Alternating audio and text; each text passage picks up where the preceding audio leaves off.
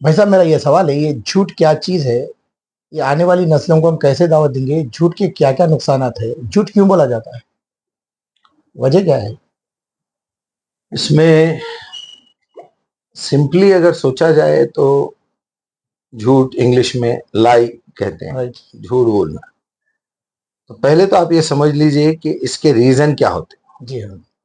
آپ اپنے اوپر لے کے دیکھیے، میں اپنے اوپر لے کے دیکھوں کہ بھئی ہم جھوٹ بولتے کیوں ہیں. تو اس کے دو ہی ریزن نکلے. میں پوری ریسرچ کیا جھوٹ کی تو دو ہی سبب نکلے اس کے. ڈر یا یا تو آدمی ڈر کے جھوٹ بولتا یا لالچ میں جھوٹ بولتا. یہ تو ماشاءاللہ آپ بھی جی ہاں. سمجھ گئے. اور یہ دو ہی چیزیں ہمارے پاس جو ہے دعوت میں استعمال کرتے لوگ. اسلام قبول کرانے کے لیے یا تو جنت کا لالچ دلاتے یا دوزخ کا ڈر، اس میں حوریں کرواتے، ذکر کرواتے، پھر یا دوزخ میں آگ میں جلا دیں گے، یہ کریں گے. تو وہ ڈر اور لالچ جو ہے ہمیشہ ٹیمپروری رہتا. جس چیز کا لالچ ہے وہ حاصل ہو گیا تو پھر انہیں جھوٹ بولتا، یا ڈر ختم ہو گیا تو پھر انہیں اپنے والی پہ آ جاتا. تو یہ جھوٹ کا ریزن ہی پہلے یہ ہے. اب جھوٹ کتنے قسم کا ہے یہ بھی معلوم کریے. جی ہاں صحیح. اس کے اقسام کیا ہے، اس کے ریزن تو معلوم ہو گئے. برابر.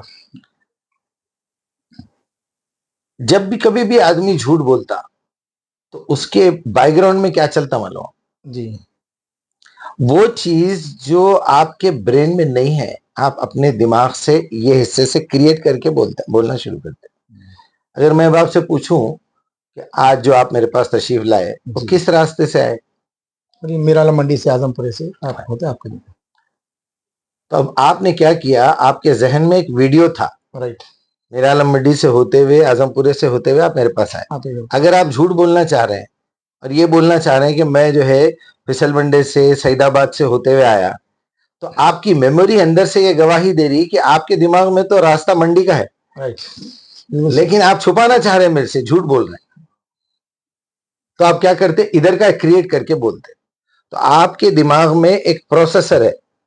وہ پروسیسر کیا کام کرتا؟ دماغ کے اندر کی ویڈیو کو نکال کے آڈیو میں کنورٹ کر کے زبان کو دیتا.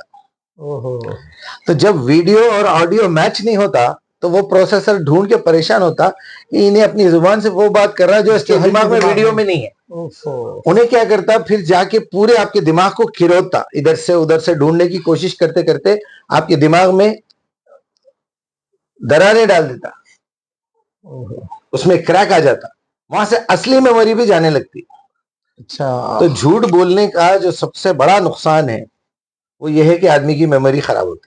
پھر ہم تو یہ سنیں کہ جھوٹے پہ اللہ کی لعنت. یہ تو آپ کو قرآن بتائے گا. یہاں بھی ایک بڑی غلط فہمی ہے لوگوں، لعنت اللہ علی الکاذبین. ٹھیک ہے، یہاں پہلے لعنت اللہ کا لفظ ہے، لعنت ہے اللہ کی علی الکاذبین، جھوٹوں پر. اب یہاں نقطہ سمجھنے کا یہ ہے کہ ہم لوگ اب تک یہ سمجھتے رہے کہ ایک آدمی جھوٹ بول رہا تو اللہ کی لعنت ہو رہی. نہیں، پہلے اللہ کی لعنت ہوئی، بعد میں جھوٹ بولنا شروع کرا.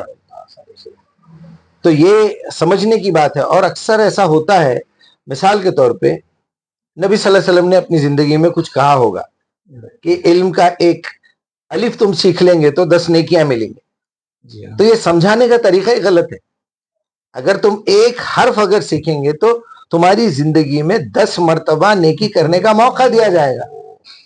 تو آپ یہ سمجھانے کے بجائے یہ سمجھا رہے ہیں، تو آپ کا اسٹوڈنٹ کیا سمجھ رہا ہے کہ بھائی میں الف لام میم بول دوں گا تو چلو میرے حساب پہ 30 نیکیاں لکھے گئے. وہی ذہن میں بیٹھا ہوا ہے. کیسے نیکی لکھی جائے گی بھائی؟ میں 101 مرتبہ ڈولو 650 بولے تو بخار کم ہو جائے گا، سوال ہی نہیں ہوتا. بہرحال اتنا سمجھ لیجئے کہ الفاظ کو بیان کرنے سے پہلے آپ کو دماغ میں لانا ہے، پھر یہ چیک کرنا ہے کہ وہ بات آپ دل سے بول رہے ہیں یا نہیں بول رہے ہیں، تو ہی زبان پہ لائیے. جس کا شعور بھی رہنا، ایمان بھی رہنا، دل میں اس کا یقین بھی رہنا، تو وہ بات بولنا، اسی کو ایمان کہتے ہیں.